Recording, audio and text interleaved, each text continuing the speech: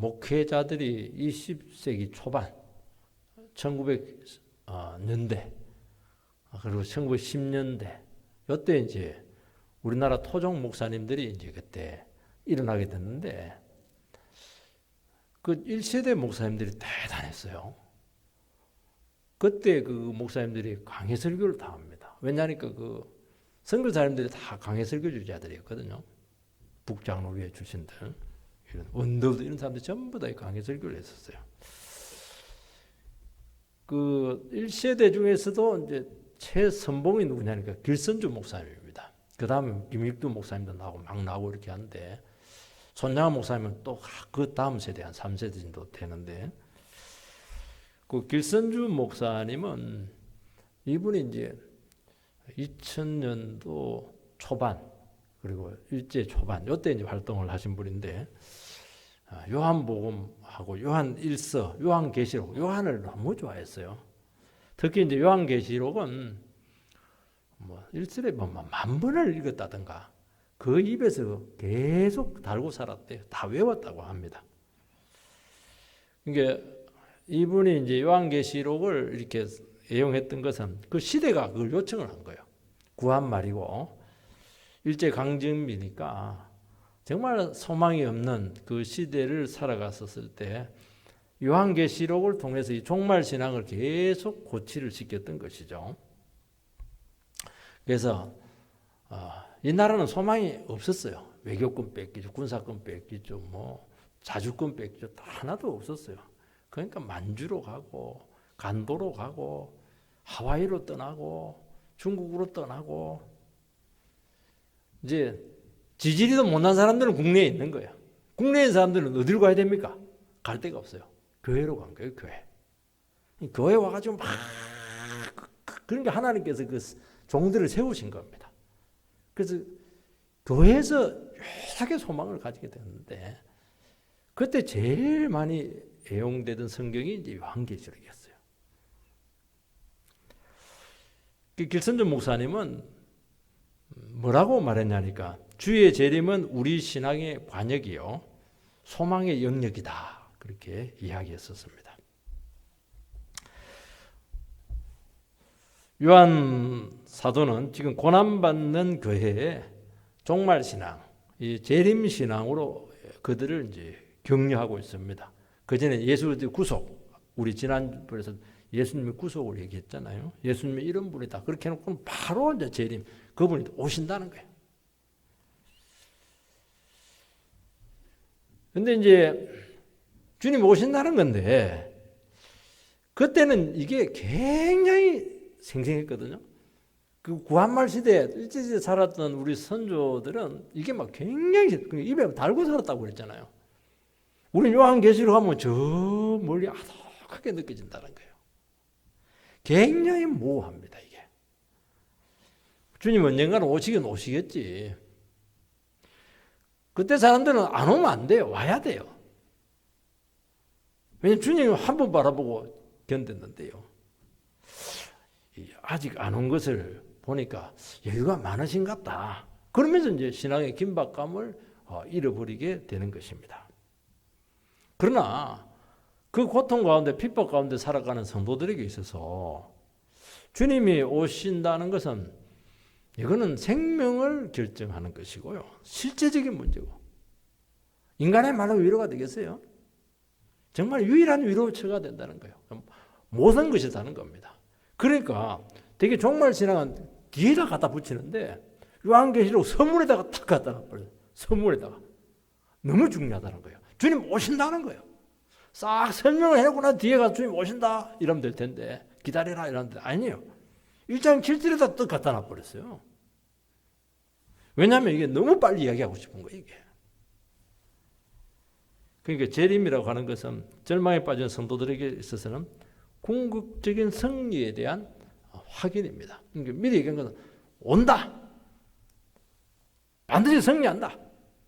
그럼 너희들의 신앙은 반드시 평가받는다. 빨리 선포를 해놓고 그 다음부터 전개를 하는 거예요. 왜냐하면 못 기다려. 막 뭐 여러 가지 어려움들이 뭐 그거 못 기다려. 미리 막 딱 얘기해놓고 나서 그 다음에 이제 설명을 하는 거예요. 얼마나 급했든지. 이 요한 사도는 재림을 말씀하면서 이것은 확실한 사실이고 역사적인 사건이라는 겁니다. 그리고 주님이 다시 오실 때는 영광의 왕으로 오시는데 공개적으로 오시고 가시적으로 오신다, 보편적으로 온다는 거예요. 그때 모든 것이 끝나게 되는데 그때는 다시 회개할 수 있는 기회조차도 없다 하는 것을 이야기하는 것이고, 그때 교회를 핍박하고 말씀을 의지하지 않고 살았던 사람들, 그냥 마치 노아의 홍수 때처럼 시집가고 장가가고 그렇게 하면서 세속주의에 빠졌던 그 사람들은 땅을 치고 후회하게 될 것이다, 그 얘기를 하고 있는 것입니다. 저번에 구름 타고 오신다는 겁니다. 7절 상반절을 읽어보면 볼지어다, 구름을 타고 오신다. 볼지어다, 감탄형이죠. 간절히 기다리고 있었는데, 눈꼽아 막 기다리고 있었는데 볼지어다, 실제로 나타났어요. 봐라, 내가 온다고 하지 않았나? 왔다, 그 얘기하는 거예요. 이거는 정말 그 간절히 기다린 사람들만이 할 수 있는 이런 고백이죠. 오시리라 하는 것도 언젠가는 오시긴 오실 거야, 그 느슨한 정도가 아니고 반드시 오신다. 이 현재형입니다. 현재형. 미래형도 아니고 과거형도 아니고 현재형이에요. 주님 지금 계속 오고 있는 발자국 소리가 들리고 있는 거예요. 지금 오고 계시다는 거예요. 임박성이죠. 요한 사도는 자기 자신이 살아 생전에 재림의 주를 만날 것처럼 그렇게 표현하고 있습니다. 재림이라고 하는 것은 세상 종말에 물론 오는 것이지만 재림의 사건은 이미 소급되어 있는 거예요. 지금 진행되고 있다는 거예요. 그 시대에 사는 사람들 항상 재림이 현재입니다. 우리는 재림을 저 미래로 생각하는데 그러지 않고요. 진짜 제대로 신앙생활을 살아가시는 분들은 그 재림이 먼 미래가 지금 임박한 사건이라는 거예요. 그게 안 되면 신앙이 제대로 나오지가 않습니다. 제가 학창 시절에 함장 사람인데 그때는 막 선후배가 막 굉장했어요. 중학교, 고등학교 때 보면 중학교 때인데 질이 나쁜 선배님들이 계셨어요. 점심시간만 되면 내려옵니다. 우리는 점심시간에 막 너무 힘들었어요. 기쁜 밥 시간을 그냥 완전히 그냥 거들이 와가지고 분위기 망쳤어요. 그러면 터집을 잡고, 그리고 막 단체 기합을 주고, 그리고 막 덩치 크고 이런 애들은 나와 이래가지고 막 여기서 막 그냥 시범 케이스로 막 때리는데 막 얼마나 세게 때리는지. 옛날에는요 인증사정 안 봐줍니다. 여기서 저 끝까지 때려요. 저 같은 사람은 가슴이 두근두근해요. 우리 반 친구들은 막 한 곳만 바라봅니다. 어디 바라봅니까? 문만 바라봐요. 우리 담임 선생님 언제 오시나. 또 일러 바친 놈들은 용서 안 하겠다고 그렇게 해놔놓으니까 말할 수는 없고요. 그래도 우리는 확신이 하나 있었어요. 언젠가는 담임 선생님이 이 사실을 알고 찾아올 것이다. 그런데 진짜 발자국 소리가 들렸어요. 다 느꼈어요. 우리 반 친구들은. 왜냐면 우리 또 담임 선생님이 성균관대에 나오신 분인데, 영어 선생님인데 함락까지 내려왔죠. 그리고 막 기침에 기침 소리가 아주 특이해요. 막 그 기침 소리 들리는데 막 완전히 구세주가 온 거예요. 이게 아니라 다를까. 근데 그 기침 소리를 탁 듣는데 선배들이 움찔하는 거예요. 그 바로 문이 열리면서 그냥 사자같이 그냥 응징을 해버렸어요. 이야, 우리 선생님이 저렇게 성질이 있는데 처음 알았어요. 우리 지금 막 죽창으로 대놓고 막 죽창으로 때리는데, 와, 참 그때 우리 담임 선생님은 최고였습니다. 영원히 잊지 못할 우리 담임 선생님. 지금도 기억하고 있어요.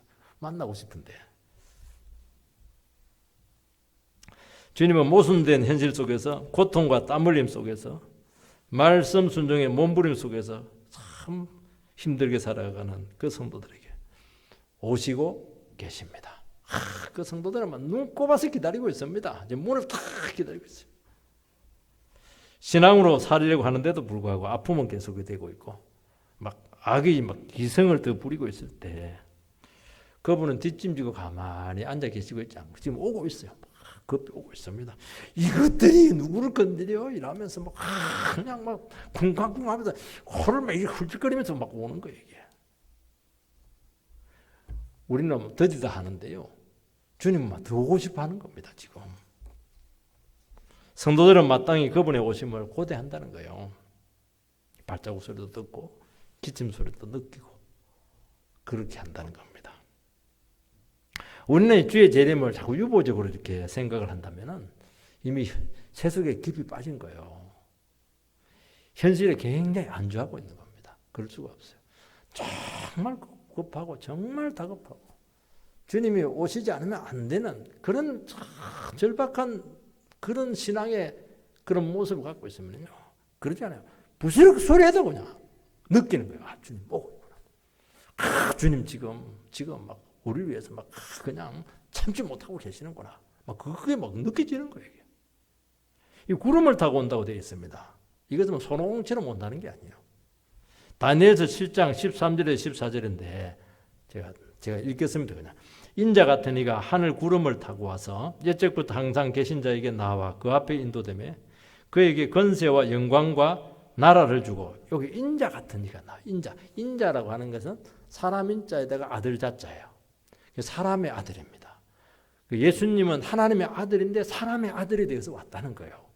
인자 이렇게 해도 사람의 모습으로 왔기 때문에 고난받는 종으로 왔다는 거예요. 십자가 달리기 위해서. 그런데 이분께서 구름을 타고 와가지고 옛적부터 항상 계신 분은 하나님이시잖아요. 그 앞에 인도가 되는 겁니다. 십자가 달리고 하늘 올라가서 다시 이제 그분에게 올라가요. 그러면서 권세를 받고 영광을 받고 나라를 받습니다. 그게 이제 다니엘이 환상을 통해서 본 겁니다. 다니엘이 얼마나 남은 땅 가가지고 얼마나 교회가 핍박받아 사자굴 속에 들어가고 그 절박한 가운데서 환상을 통해서 예수님을 본 거예요. 십자가 달려서 올라가가지고 모든 대권을 받으시는 그 인자 같은 이, 그 자기 백성들을 끝까지 지키시는 한 분을 본 거예요. 이게. 영광의 왕이죠. 승리자죠. 그리고 믿음을 지킨 성도들을 구원하시고 악한 자를 심판하시는 심판주로 벌써 알았다는 것입니다. 이게 왜 중요했냐니까. 그 당시는 지금 주님은 안 보이고 로마 황제가 지금 세상을 좌지우지하고 있습니다. 교회는 지금 풍전등화입니다. 존폐의 위기에 빠졌습니다. 요한 사도는 이 재림의 신앙을 그들에게 선포하면서 교회는 절대로 핍박으로 망하지 않는다. 로마 황제에 의해서 절대로 교회는 무너지지 않는다. 이 확신을 그들에게 심어주었더니 구름 타고 인자가 구름 타고 대권을 받아서 온다는 거예요. 자기 백성들을 끝까지 지키신다는 거예요. 지금 오고 있다는 거예요. 중요한 것은 파루시아. 성도님들은 세상 속에서 모순과 갈등 속에서 살아야 됩니다. 이게 문제예요. 예수는 믿어서 나는 바뀌었는데 현실은 똑같아요. 나는 바뀌었는데 우리 집 식구들은 안 바뀌었어요. 그러니까 갈등이 생기는 겁니다. 나는 믿었으면 믿음에 대한 미래가 보장이 돼야 되는데 점점 현실은 불투명해지게 되는 겁니다. 하루하루가 힘든 거예요. 그리고 가치관이 나는 바뀌었어요. 옛날에 세속적인 가치관인데 이제 성경적인 가치관이 되었어요. 또 갈등이에요, 이게. 그런다고 해서 우리가 세상을 떠나서 분리되어 살아갈 수가 없어요. 우리의 원소속은 하나님 나라인데 현실은 세상이에요. 그러니까 수많은 갈등 요인이 많다는 겁니다. 우리는 주님께로부터 용서를 받았지만 여전히 또 죄인이에요. 죄와 또 싸워야 돼요. 밖으로도 싸워야 되고 안에서도 싸워야 되고 집 안에서도 싸워야 되고 직장 가서도 싸워야 되고 사생활 하면서도 싸워야 되고 마귀하고도 싸워야 되고 막 싸울 게 너무 많아요. 우리는 죄짓고 있고 욕심과 유혹에서 자유롭지 못합니다. 우리는 다 어렵게 살려고 하고 있지만 그 기준에 미치지 못하기 때문에 늘 그 양심의 고통이 있는 거예요. 우리는 영원한 상급이 기다리고 있습니다. 면류관이 있고 표대가 있고 예비된 기업이 있어요. 그렇지만은 지금 현실에는 지금은 아무것도 없어요. 그 약속이에요, 약속. 그러면서 세상에서 잘 되는 사람 보면 부럽고 따라가고 싶고, 신앙이 흔들리고 있고 그렇게 하고 하는 겁니다. 이 평상시에 이런 갈등이 있는데 어려움이 생기고 핍박이 오고 나라가 어려워지고 이렇게 하면은 이 갈등이 점점 심해지는 거예요. 조금 상태가 좋을 때 조금 어려움 오는 건 상관없지만 너무 어려운데 거기에 어려움이 가중이 되어버리면 거기서 신앙이 막 무너지는 겁니다. 그때는 하나밖에 없어요. 주님 모셔야 돼요. 그래서 재림시간이 필요한 거예요. 주님 모셔야 돼요. 이게 뭐냐니까 성도들의 정체성이고 갈등이에요. 우리는 이 모순에서 벗어나고 싶은 거예요. 빨리 그냥 천국이 이루어지기를 원하고 있는 거예요. 그런데 주님께서는 곧바로 오시지 않습니다. 주님께서는 그 가운데 살아라는 거예요. 현실 속에 살아라는 거예요. 그거 딱 세 가지 이유입니다. 첫 번째는 뭐냐? 그런 과정을 통해서 우리는 세상에 대한 소망을 철저히 버리게 만드신다는 겁니다. 지금 로마 황제가 막 마음껏 횡포를 부리고 있고 마귀가 지금 막 교회를 지금 어려움에 빠뜨리고 있는데도 불구하고 주님은 나물처럼 눈 감고 계시는 것을 알 수가 있어요. 성도들은 지금 막 사자밥이 되어가고 있어요. 그리고 그것을 사람들은 막 즐기면서 예수 믿는 사람들은 막 그냥 조롱하고 있습니다. 주님 어디에 있습니까? 주님 어디에 있습니까? 주님 가까이 계세요. 근데도 왜 안 도와주세요? 왜 안 도와줘요? 붙드시죠. 근데 주님께서는 이런 것을 통해서 세상의 실체를 깨달아가는 겁니다. 그러면서 일말의 기대를 가지지 못하도록, 세상에서 일말의 기대를 가지지 못하도록 주님께서 우리에게 그런 상황을 주셨다는 것입니다. 그래서 사람들은 한번 겪어봐야 돼요. 겪어보지 않으면 몰라요. 모르니까, 실제를 모르니까 사람을 기대를 하고 세상을 자꾸 기대를 하고 거기에 세상에서 좋은 것이 있을까 싶어서 막 세상에 그렇게 아부를 하고 그렇게 하는 것이거든요. 일절 그걸 하지 말라는 거예요. 두 번째는 우리의 재성을 주님께서는 보게 하신다는 겁니다. 고난이 오고 핍박이 오지 않으면 우리는 제 심각성을 몰라요. 성도님들이 어려움이 오고 고난이 이렇게 오면은 그거 싸워야 돼요. 참 만만치가 않죠. 그런데 더 큰 싸움이 안에 있습니다. 우리 안에 재성이 더 치열하게 일어나요. 바깥으로 현실하고 싸워야 되고 내 안에 내면하고 싸워야 되고 그러니까 이중 삼중으로 어려움을 겪는다는 거예요. 여러분 외부적인 어려움보다도요 결국에는 나중에 보면 내 안에 있는 그 타락한 본성이 더 심각하다는 것을 알 수가 있어요. 주님 다시 오셔야 되는 거예요. 그때 느끼면 주님 빨리 오시라는 거예요. 내 힘으로 안 된다는 거예요. 주님 오시라는 말이 무슨 말? 내 힘으로 안 되니까 주님 오셔서 정리를 해주시고 완성시켜 달라는 것입니다. 여러분 우리 재성과 싸우는 성대를 주님께서는 그대로 두시지 않고 천국을 바로 임하게 하는 그런 참 우리를 여기서 만드세요. 온전히 만드십니다. 왜냐하면 이 상태로 천국 가면 또 사기치고 그렇게 할 거거든요. 여기서 싹 만드신다는 겁니다. 세 번째는 주님의 왕권을 증거하게 하신다는 겁니다. 여러분 그 극심한 밖에 교회와 성도들은 특징이 하나가 있어요. 망할 것 같은데 안 망해요. 저는 그 고린도후서 그 말씀 중에 정말 좋아하는 게 뭐예요? 너희들 죽은 자 같으나 산 자요. 망한 자 같으나 승리한 자요. 연약한 자 같으나 강한 자요. 없는 자 같으나 다 가진 자요. 정말 역설이 나와요. 그 기독교입니다. 기독교는 현실하고 완전히 달라요. 우리는 여기서 완전히 망했어요. 완전히 짓밟혔어요. 근데 아니에요. 최고로 살아있어요. 신기하죠. 마귀가 그걸 몰랐어요. 로마 황제 그걸 몰랐어요. 이 교회를 그냥 잔멸을 해버리자 그냥. 짓밟아버리자 이렇게 하면 짓밟으면 짓밟을수록 막 살아나는 거예요. 참 놀라워요. 주님의 능력은 놀랍죠. 교회가 없어지다뇨. 순교자 한 명 생기면은 교회가 10개, 100개 생겨버려요. 침체된 교회가 그때부터 막 힘을 내기 시작해요. 여러분, 어떤 악도 주님 바라보는 성도를 넘어뜨릴 수 없다 하는 것입니다. 하나님 그걸 원하신다는 거예요. 내 살아있다는 거예요. 우리 온 삶을 통해서, 나의 고백을 통해서, 우리 교회 모습을 통해서 하나님을 드러내라는 거예요.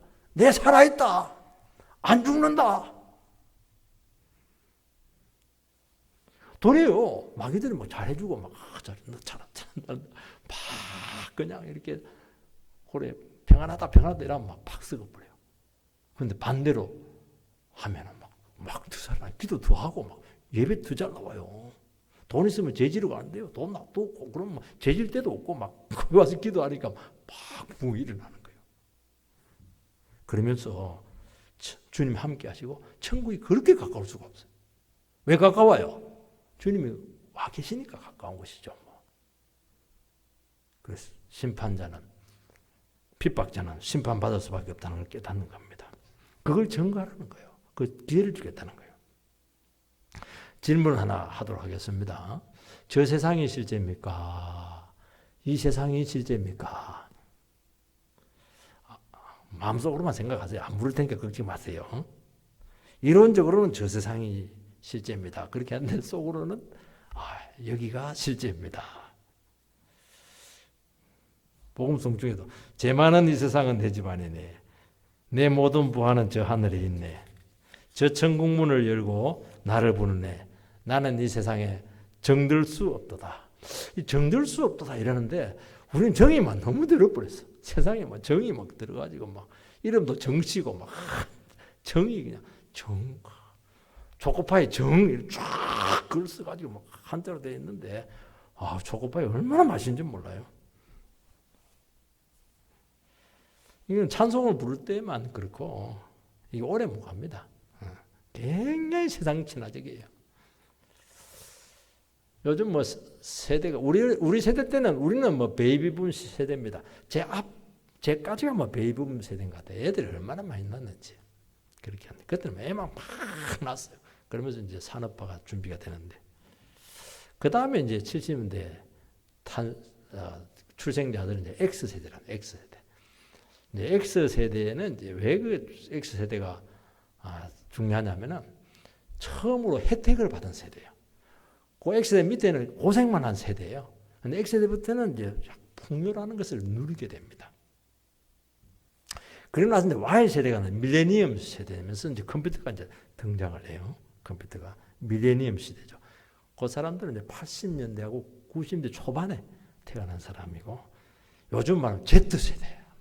Z기 타고 가나 Z세대 이렇게 하는데 그는 이제 그 90년대 후반부터 태어난 97년생, 96년생부터 이렇게 태어난 그 세대를 이야기하는 것이죠.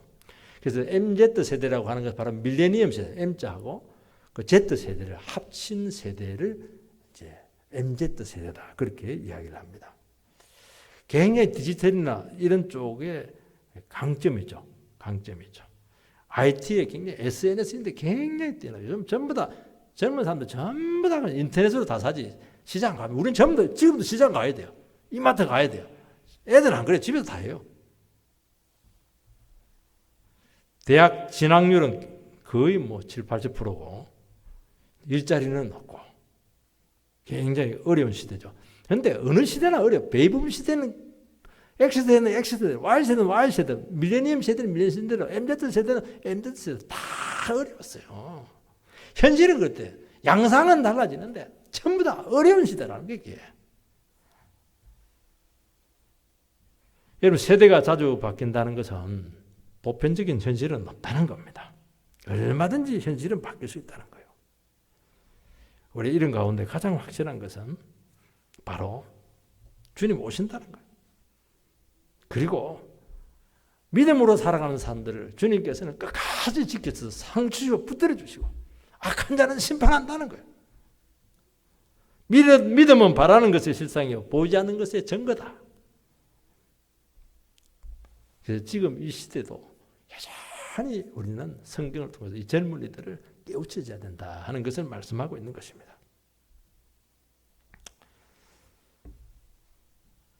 하나님 말씀이 귀하고 성령의 역사가 놀랍고 정말 참 안식이라고 하는 것은 주님 안에서 온다. 참 이 깨달음을 가지는 것이 그렇게 귀해요. 점점 이것이 희박해지고 있거든요. 주님 다시 오신다. 성령께서 우리를 이끄신다. 하나님의 말씀은 살아있다. 아무리 그 힘들어도 기도하는 자에게 주님께서 임재하시고 우리의 상황을 뒤집어낸다. 자, 끊임없이 이야기를 해야 돼요. 이 세대들한테. 이 믿음을 가지도록 그렇게 기도해야 될 줄 믿습니다. 두 번째는 주님은 공개적으로 오신다고 말씀하고 있습니다. 7절 중반절에 보면 각 사람의 눈이 그를 보겠고 그를 찌른 자들도 볼 것이요. 각 사람이 본다고 하는 것은 어느 지역에서나 본다. 그리고 그 당시 사람만 보는 것이 아니고 재림이 지연됨으로 말미암아서 이미 죽은 사람들도 부활해서 본다는 겁니다. 그를 찌른 자도 본다고 하는 것은 로마 군사들이 예수님 옆구리를 찔렀거든요. 그들도 본다는 거예요. 그러니까 예수를 믿는다는 이유만으로 괴롭힌 모든 사람들 전부 다 공개적으로 보도록 오신다는 것입니다. 여러분, 재림은 믿는 자나 믿지 않는 자나 다 목격을 합니다. 그렇지만 의미가 달라요. 성도들에게 있어서는 자기 자신의 믿음이 확정되는 사건이 되고 하나님을 불신하는 자들에게는 심판이 되고 그들의 인생이 틀렸다는 것을 시인하는 순간입니다. 그러면 인생이 역전이 되는 거예요. 재림은 우리 인생이 뒤집어지는 겁니다. 예수님 초림 처음 오실 때는 은밀하게 어린 양으로 오셨습니다. 재림은 공개적으로 어린 양이지만 사자 같은 모습으로 그렇게 오셔서 세상을 뒤집고 심판을 하신다는 것입니다. 그게 재림이죠. 그래서 우리는 이 재림을 끌고 와야 돼요. 왜 끌고 와야 됩니까? 우리 자꾸 헷갈리거든. 내 믿음이 인정받을까? 내가 제대로 살고 있나? 내가 참고 있는 게 유혹에 넘어가지 않고 세속에 물들지 않는 것이 정말 잘하는 것이냐? 흔들리거든요. 자꾸 끌고 와야 돼요. 끌고 오면은 답이 명확해집니다.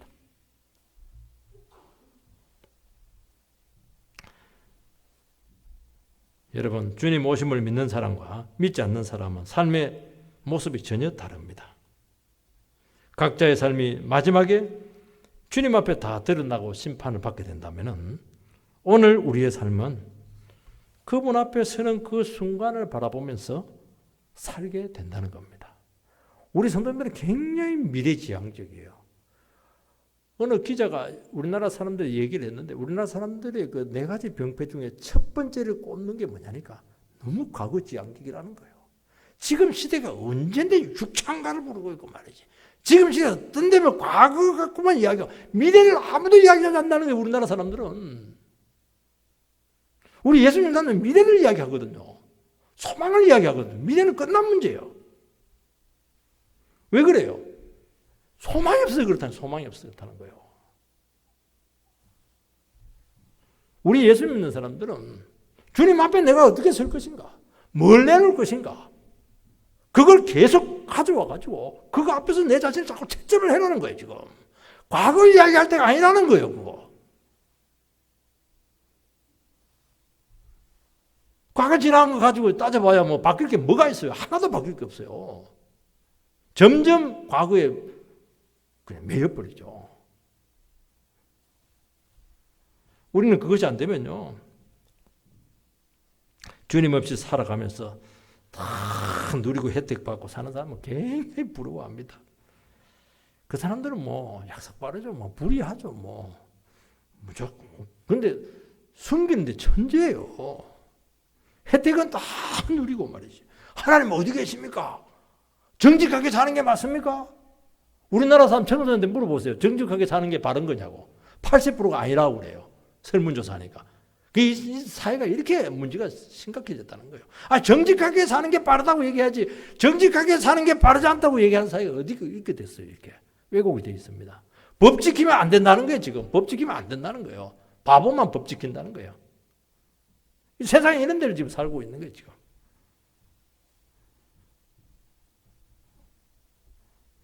누릴 건 다 누리면서. 내 자신이 불의로 희생되면 막 그냥 세상을 떠날 것 같아요. 그래서 신앙은 대충 지옥 가면 안 되니까 형식적으로 하고 그냥 세상 추구하면서 그렇게 살아가려고 유혹이 너무 많다는 거예요. 그게 우리가 시험을 받을 가능성이 참 많다는 거예요. 그래서 어떻게 보면 오늘날이요. 어려울 때보다 오늘날이 더 재림 신앙이 필요하다는 거예요. 미리 재림을 끌고 와버리세요. 미리 그냥 주님 앞에 서야 될 거 생각하고 자기 자신을 그냥 이렇게 심판을 하는 거예요. 주님은 공개적으로 오셔서 심판합니다. 그런 사람의 운명에 대해서 심판자의 입장에 우리는 서지 않아야 됩니다. 우리도 세상에서 인정받고 원하는 것 마음껏 하면서 살고 싶고 그런데도 불구하고 기회가 없어서 마음으로 동경을 한 거예요. 기회가 없어서 안 한 거예요. 또 주님께서 맡기도 하고요. 그 우리가 심판자에 서지 말라는 거예요. 그거나 나나 우리나 마음은 똑같다는 거예요. 그런데 이런 자기 자신의 모습에 자기 자신에 대해서 스스로가 심판자가 되어서 주님 앞에 바로 서도록 준비를 하라는 겁니다. 다른 사람 판단할 겨를이 없다는 거예요. 그 사람은 그 사람 인생이고 나는 내 인생이라는 거. 내가 주님 앞에 지금 영적인 상태가 어떠냐는 것을 질문하고 있는 겁니다. 지금. 우리는 주어진 작은 일에 최선을 다해야 돼요. 이게 안 되니까 아무 일도 안 해요. 중요한 일 하나도 안 해요.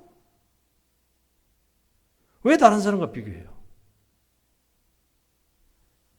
우리는 그때를 바라보면서 끝까지 믿음으로 달려가야 됩니다. 멈추면 무너집니다.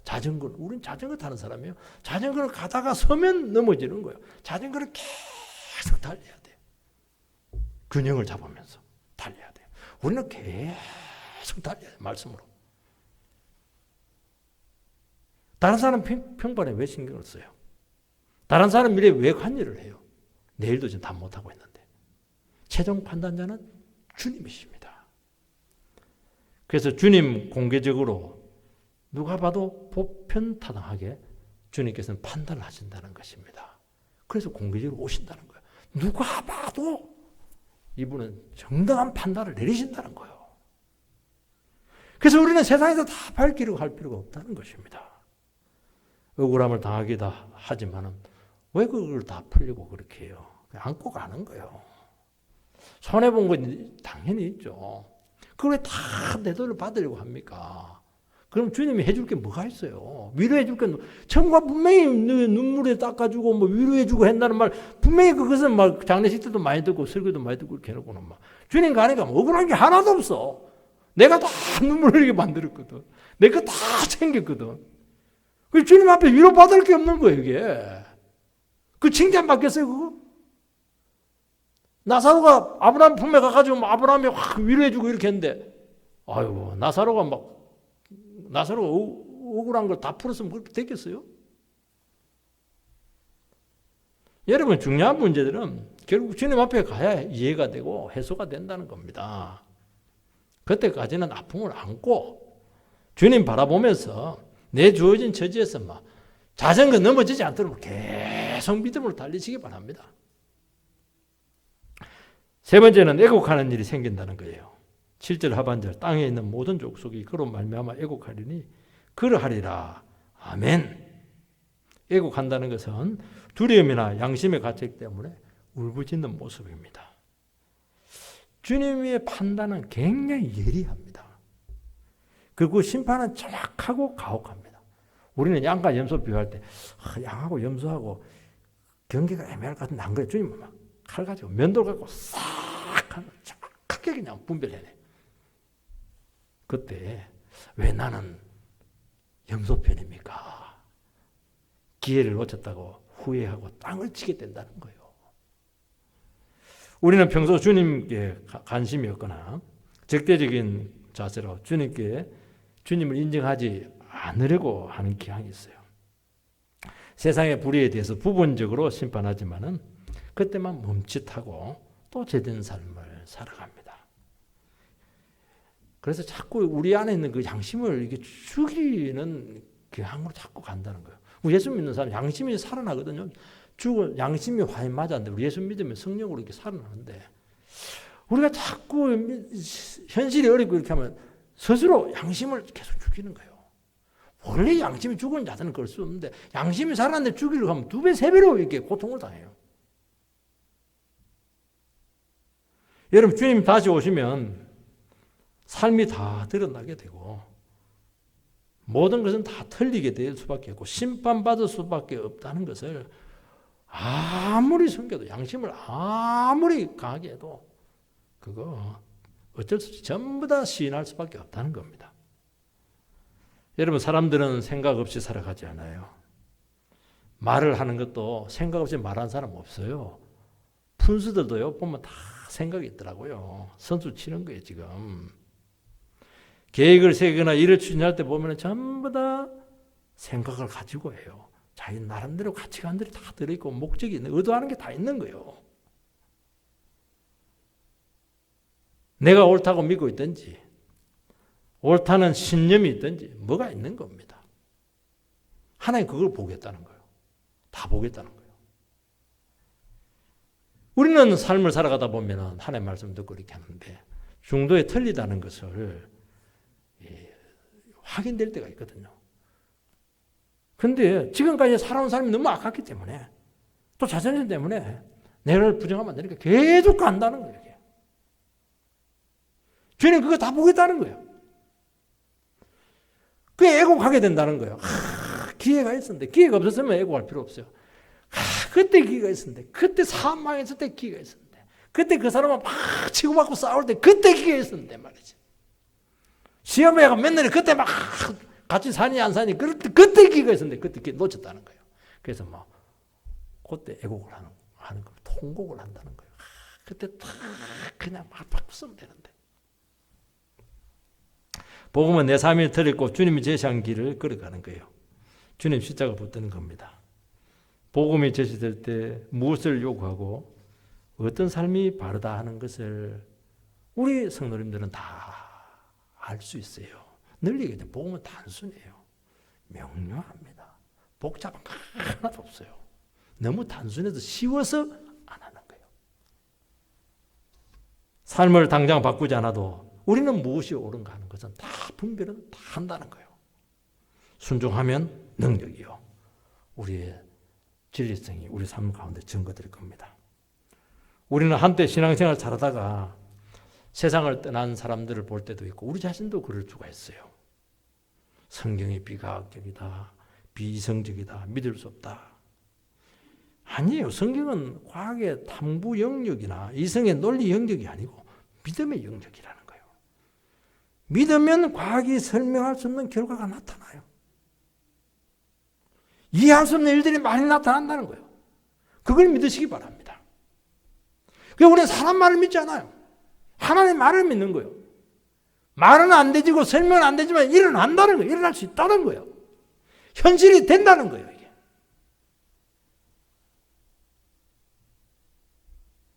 예를 시험을 본 후에 통곡하는 애들이 있어요. 왜 이 학생들이 통곡을 하냐면 성적을 잘못 받았기 때문에 통곡하는 게 있지만 안 그래요. 너무 쉬운 문제를 틀린 애들이 굉장히 괴로워해요.